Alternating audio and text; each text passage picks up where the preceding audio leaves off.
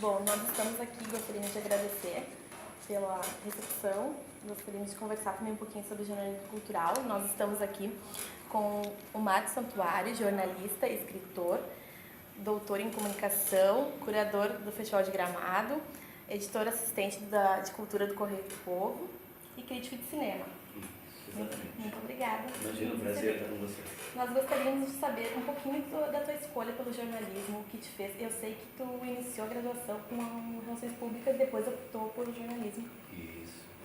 Lá no fundo eu sabia que eu queria fazer jornalismo, né? Eu comecei a fazer Relações Públicas porque não tinha jornalismo naquele momento ainda como carreira universitária, mas me disseram que ia acontecer, então eu comecei em Relações Públicas. Aí, depois, todo o tempo, eu fui, na verdade, ampliando a minha vontade de trabalhar com jornalismo. Até que me formei e tal, né, e comecei a trabalhar e depois não parei mais. Né? E como é atuar no mercado de jornalismo cultural, assim? Olha, também essa é uma decisão minha, assim, desde cedo. Né? Quando era adolescente, gostava de música, de cultura, de cinema, então eu comecei a perceber que a minha felicidade estaria no jornalismo, trabalhando nessa área. Então eu acabei tomando decisões e a gente, quando toma uma decisão, a gente escolhe uma coisa e deixa outras de fora. Né? Então eu fui tomando decisões que me levaram ao universo do cinema, da música, das artes plásticas, do teatro, quer dizer, eu fui me voltando para essa área. Né?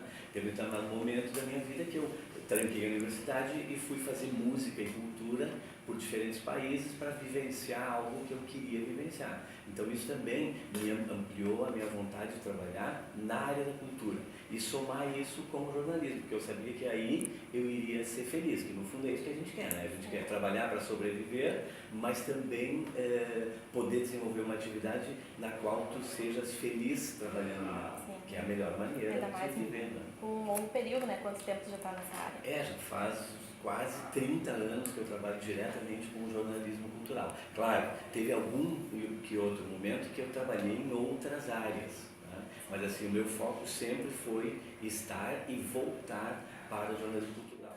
A gente também gostaria de saber o que é o jornalismo cultural e o que tu acha da ideia da Cremida Medina sobre o jornalista como leitor cultural. Me parece fundamental isso, porque o jornalismo cultural no fundo, para mim ele tem duas vertentes importantes. Uma é propiciar à população em geral conhecimento sobre todas as atividades culturais que estão disponíveis para serem consumidas. Né? Porque a gente trabalha com informações são produtos, e esses produtos estão para ser consumidos. Então, nesse universo cultural, uma parte é a agenda, né? Propiciar para as pessoas, mostrando a elas o que está disponível para ser consumido dentro do jornalismo cultural. Em segundo lugar, o jornalismo cultural tem também uma importância que é a de fomentar a ampliação de seus espaços de consumo.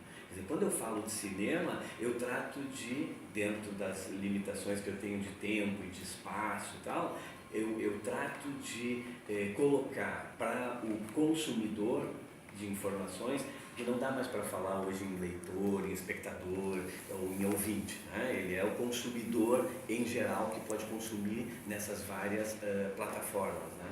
Trato de passar para ele também uma maior profundidade sobre o produto cultural em si. A gente pode dizer que amanhã tem reinauguração do espaço de cinema uma das salas da Casa de Cultura Mário Quintana. Ok, isso é agendamento. Posso dizer que vai ter show e que vai ter filmes e vai ter uma avant-première de uma série de um diretor gaúcho. Ok, isso é agendamento. Digo a hora, digo o local, tudo certinho, como reza o jornalismo, que tem que ser, né, preciso, direto, objetivo.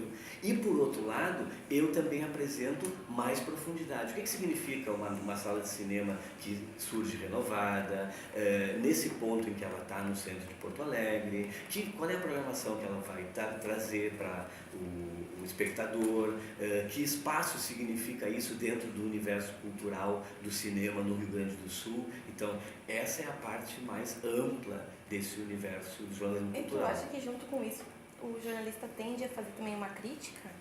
Isso às vezes é possível e às vezes é esperado, né? Claro que eu só posso criticar aquilo que eu consumo, e aí é onde a Cremilda Medina tem toda a razão. Eu preciso ser um consumidor de produtos culturais para poder pensar sobre eles e também desenvolver teorias e falar sobre eles com mais propriedade, né? Então eu preciso consumir o produto cultural, e isso é que vai me levar também a ser um conhecedor e um expert do assunto. Porque, por exemplo, para me tornar crítico de cinema, não existe faculdade para crítico de cinema. Existe eventualmente algum que outro curso e tal. Eu mesmo dou oficinas de crítica de cinema, mas a pessoa não sai lá pronta da oficina para ser um crítico de cinema. Ela tem algumas ferramentas. O que completa esse cenário? O seu background, aquilo que ela traz, aquilo que ela já conheceu, todos os filmes que ela viu, todos os livros que ela leu, A bagagem cultural. todas as pessoas que ela já entrevistou, essa bagagem de conhecimento que faz parte do universo de consumo também, né? A minha pergunta é a respeito da invasão de youtubers, blogueiros, né? Cada vez mais aí ocupando espaços e às vezes sem os conhecimentos necessários. Eu queria saber como é que vocês lidam com isso e se tem diferença entre resenha e crítica. Ótima pergunta essa, porque assim, eu sou um exemplo desses colegas vários, que a gente veio de uma época em que isso não existia e nem se imaginava. E de repente isso surge e a gente continua trabalhando com essa situação. Antes, o crítico era aquele que via todos os filmes, né? E aquele que falava dos filmes antes das pessoas assistirem a esses filmes e como uma propriedade maior de conhecimento. Tá? Com essa, eu diria, socialização da tecnologia e também essas novas possibilidades de consumir os produtos culturais, muita gente tem acesso a esses produtos com mais facilidade. Tá? Então, quer dizer, não sou só eu que vou...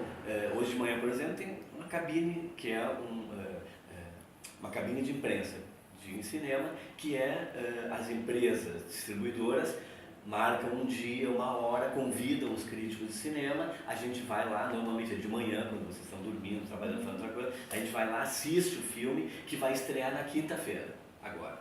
Então, eu assisto o filme, eu absorvo aquele produto cultural e eu posso escrever sobre ele na edição de quinta-feira do jornal impresso e nas nossas redes, no site e tal, né, nas nossas plataformas online. Também eles pedem que a gente faça isso só no dia da estreia e não antes. Tá? A gente até assina às vezes termos. Tá? Então, ali também tem blogueiros que vão, já são convidados, mas não são todos. São aqueles que também vão mostrando com o seu trabalho de forma continuada e com seriedade e tal, que eles entendem do assunto e que eles estão ali para dar mais visibilidade para aquele produto cultural, que é o que interessa também para o cara que faz o filme, para quem distribui e tal. Ele quer que o maior número de pessoas saiba sobre ele e vá consumi-lo no cinema, depois no streaming, na televisão, aonde quer que seja. Tá? Então, esse universo de blogueiros, por exemplo, que invadiu todas as áreas da comunicação, inclusive o jornalismo cultural, ele trouxe de tudo. Trouxe desde pessoas que não têm conhecimento, ou que tem pouco conhecimento e que se expõe às vezes de maneira problemática até para ele, né? Porque na verdade que eu faça um comentário e jogue isso na rede, isso não me torna um jornalista cultural, até porque se eu não tenho a formação de jornalista, eu não sou jornalista, né? E por outro lado, não o torna um conhecedor do assunto. O que forma, por exemplo, um crítico de cinema também, como eu falei, é a continuidade do consumo do produto cultural aliado ao conhecimento técnico e das ferramentas da crítica. Então, tem um espaço que surge, que se abre, exige capacitação, exige conhecimento, tem gente boa fazendo isso, gente boa, eu digo, já com capacidade, com conhecimento, que está melhorando a cada vez que faça isso, e acredito que tem espaço para todo mundo. Porque, no fundo, a seleção se dá naturalmente. As pessoas, por exemplo, eu faço isso num veículo de comunicação tradicional, de muito tempo, que tem credibilidade, que tem respeitabilidade, e se eu não cumpro com essas características, eu saio daqui. Então, se eu estou aqui é porque eu estou cumprindo com as características. E o consumidor do nosso site hoje, das nossas redes, ele vai acreditar nisso. Tá? E depois ele pode, eventualmente, ir atrás de outros que ele vai conhecer e reconhecer como também pessoas que têm conhecimento e que sabem utilizar a tecnologia para isso. Então, tem espaço para todo mundo. E aqueles que não sabem fazer, ali na frente do caminho, eles vão parar e vão fazer outra coisa.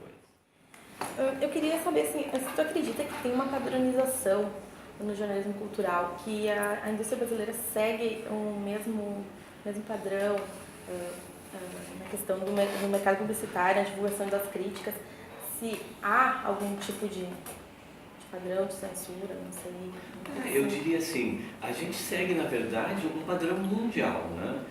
Nesse caso das críticas, sejam elas de cinema, de teatro, né? Quer dizer, as obras são realizadas, a imprensa é convidada, os especialistas são convidados a estar lá, eventualmente assim, antes, como eu falei no cinema, né? A gente vai assistir os filmes antes, não todos, tem alguns que eles não fazem exibição para a imprensa, e aí a gente não pode fazer uma crítica.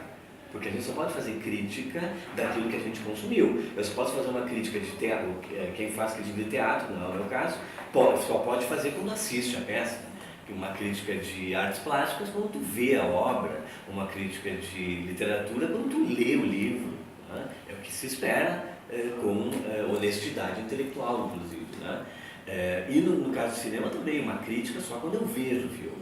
Então, o que acontece mundialmente, e aí alguns lugares eu conheço, porque eu participo de festivais, de eventos nacionais e internacionais nessa área, e a gente troca muitas informações com colegas de outros países. Né? Então, o que acontece é isso, todo mundo recebe o material, no nosso caso também do cinema, a gente acaba recebendo links, né? Como eu sou do milênio passado também, antes a gente recebia VHS.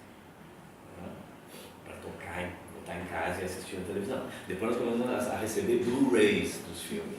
Depois começamos a receber DVDs dos filmes. E eu tenho lá em casa, não sei o que fazer com tanto, né? Um montão, tal, uns eu dou, tal, para biblioteca, para clubes, cineclubes, mas ainda assim não consigo porque é muita coisa. Livros também. Então assim, as mídias foram mudando. Isso todo mundo, né? Quer dizer, o cara lá na Europa também recebia VHS, Blu-ray, DVD, e aí hoje a gente vai nas cabines de imprensa e eventualmente eles enviam o link do filme. Então eu assisto em casa também filmes para fazer crítica do filme que vai ao cinema. Ou séries, por exemplo, que hoje vão para a Amazon, para Netflix, tal. Eles enviam antes para a gente poder assistir para fazer esse tipo de crítica. Todas essas situações, elas se repetem no mundo inteiro. Então, tecnologicamente, a gente não está atrás de ninguém. Tá? As padronizações do dia também, as críticas saem no dia do cinema, em que o filme vai estrear no cinema e tal, né? Então, a gente segue um padrão também internacional, que é assim, de hoje, fazer multimídia. Então aqui, por exemplo, no jornal eu gravo aqui todas as quartas-feiras um comentário que vai para o site sobre os principais lançamentos dos filmes que eu vi. Né? Então faço ali 5 minutos, 6, 7, 8 e tal. Isso também é um padrão internacional. Agora, censura não. A gente não tem nenhuma censura para o que deve, o que não deve falar. Né? Como crítico, a gente analisa aquilo do ponto de vista técnico. Então, não existe assim, alguém que venha dizer, tem que falar bem desse filme e mal desse filme, bem desse livro e mal desse livro, né? Porque isso nos tiraria o principal, que é a liberdade de expressar aquilo que a gente sente a partir do consumo daquele produto cultural, com honestidade e a partir da técnica que a gente foi desenvolvendo durante o tempo. E isso vai, no fundo, acabar com o principal elemento do nosso trabalho, que é a credibilidade. Então, é mais ou menos por aí. A Aproveitando a tua resposta sobre as críticas de cinema, eu gostaria de saber sobre o Festival de Cinema de Gramado. Qual a tua participação no festival? Bom, também durante décadas eu participo do Festival de Gramado, sempre como consumidor, né, assim, espectador e tal, e muito como jornalista cultural. Então sempre quando eu fui cobrir tal, o festival, né? Aí quando eu me tornei crítico cinematográfico, desculpa, aí eu comecei a fazer jornalismo cultural com crítica dos filmes do festival.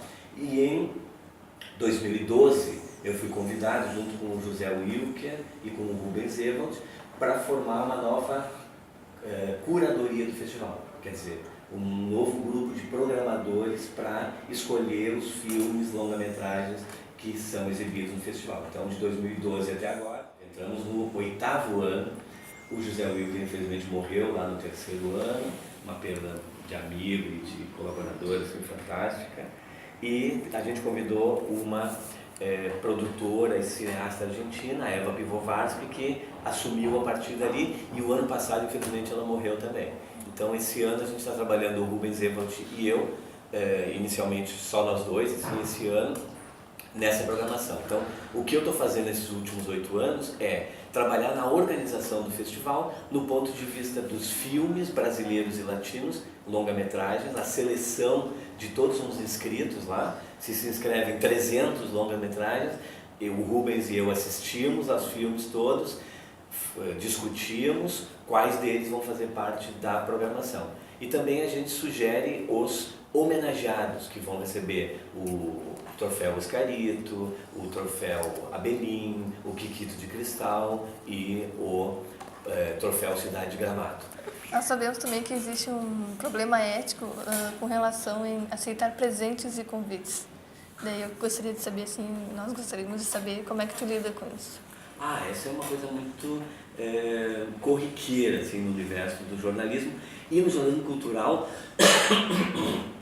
talvez seja mais ainda, porque os presentes no jornalismo cultural são talvez mais desejados por todos, né? Claro que isso tudo nunca pode significar que você vai dar mais atenção para quem lhe dá presente do que para quem não lhe dá presente. Primeiro tem que ter uma coisa muito clara: ninguém está lhe dando isso, ninguém está me dando isso porque eu sou o Marco Santuário. As pessoas estão me dando isso porque eu ocupo um lugar na imprensa, no jornalismo cultural, que para eles interessa. Então, eu não posso me iludir. Está cheio de gente iludida que hoje está depressiva. Por quê? Porque ela deixou de ter esse lugar de poder, né? Saiu do jornalismo, foi fazer outra coisa, ou foi demitido, e de repente não recebe mais nada, ninguém mais fala com ele, ninguém mais telefona, ninguém mais cumprimenta. Então a gente tem que ser maduro o suficiente para entender que tu só recebe aquilo porque tu está naquela posição, fazendo aquilo naquele momento. Quando mudar, e muda, vai ser outra pessoa, e ela imediatamente vai começar a receber tudo que tu recebe.